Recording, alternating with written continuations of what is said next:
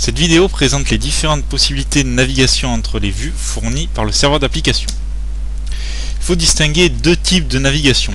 Premièrement, de la navigation directe qui va correspondre à une action, à une demande du client, sans traitement serveur particulier.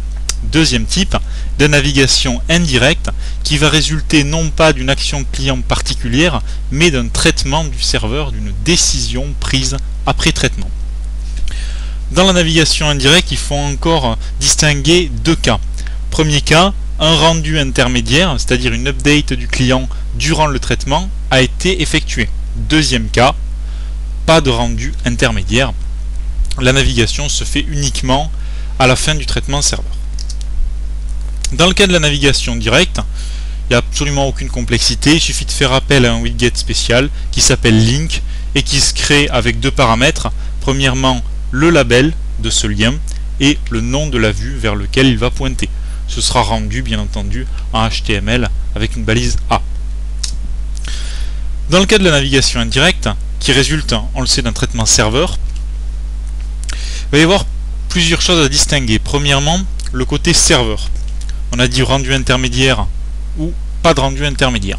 Dans le cas du rendu intermédiaire, c'est-à-dire le client a été mis à jour pendant le traitement côté serveur, on va utiliser de la navigation JavaScript, c'est-à-dire qu'en fin de traitement, le client va recevoir depuis le serveur un ordre JavaScript de changer de page, de faire appel à une autre vue. Si le client ne supporte pas JavaScript, on utilisera une technique spéciale qui va permettre d'informer l'utilisateur qu'il va falloir qu'il fasse une action de lui-même pour poursuivre le chemin d'exécution. S'il n'y a pas eu besoin de rendu intermédiaire, si le client n'a pas été updaté durant le traitement, une simple redirection HTTP suffira à valider la navigation. Toujours dans la navigation indirecte, on a vu le côté serveur, voyons le côté maintenant ce que voit le développeur. Pour le développeur, provoquer une navigation, c'est simplement retourner en fin de callback de traitement une instance de navigation case. Pour créer un cas de navigation, il suffit de connaître le nom de la vue vers lequel on veut envoyer le client ou bien d'avoir une instance de la vue. C'est comme ça qu'on peut créer le navigation case, soit avec un withName, soit avec un withView. On va passer à une démonstration.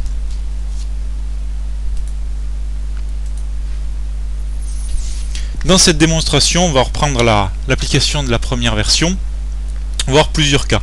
Premier cas, navigation avec un lien, ici avec les liens qui sont créés dans un header qui est commun à toutes les vues. Deuxième cas, avec un bouton, donc là j'ai rajouté un bouton qui s'appelle GoTotoBTN et qui nous renvoie sur le onGoToto-clicked. Dans ce callback, qu'est-ce que je fais? Je renvoie tout simplement une instance de navigation case.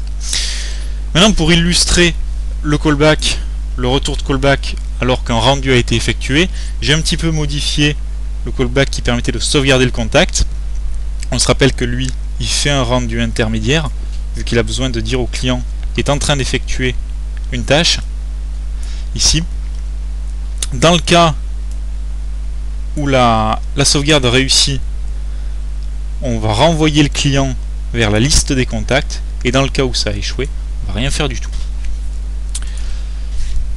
Je lance le serveur et je vais regarder ce que ça donne dans mon client qui connaît le JavaScript et les cookies.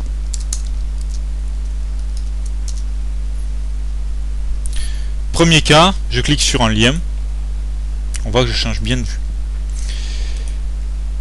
Deuxième cas, c'était le cas avec le bouton qui ne nécessite pas de traitement serveur.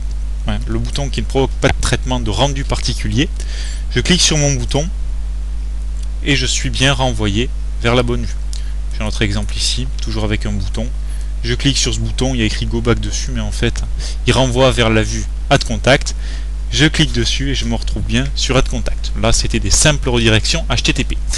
Voyons maintenant ce qui se passe lorsque je sauvegarde un contact. Donc, je tente un ajout de contact. On va voir si ça a marché ou pas, vu que c'était censé marcher une fois sur deux. Là, ça marche. Il m'a bien renvoyé sur la page List Contact. Donc ici, on a fait appel à du JavaScript. Je vais réessayer en espérant que cette fois-ci, ça ne marche pas. Voilà, ça marche. Dans tous les cas, lorsque ça ne marche pas, on n'est pas redirigé Il y a juste le message d'erreur qui va s'afficher. Voilà. Maintenant, regardons ce que ça donne si je n'ai pas de JavaScript et pas de cookies activés.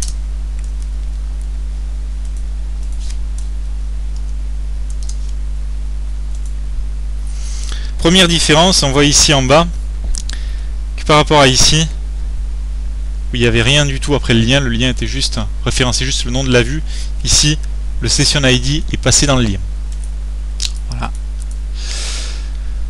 Ici, il n'y a pas de différence fondamentale avec les boutons. La différence qu'il va y avoir, ça va être avec le bouton OK. Je clique sur le bouton OK. Et là, comme je ne suis pas capable de renvoyer le client vers une autre page en utilisant du JavaScript, puisque le client ne supporte pas le JavaScript, le bouton à l'origine, enfin le widget ici le bouton à l'origine de la navigation, a été remplacé par un message qui indique que l'user doit faire une action. Ici, c'est cliquer sur le lien qui est présenté afin de pouvoir continuer l'exécution de l'application.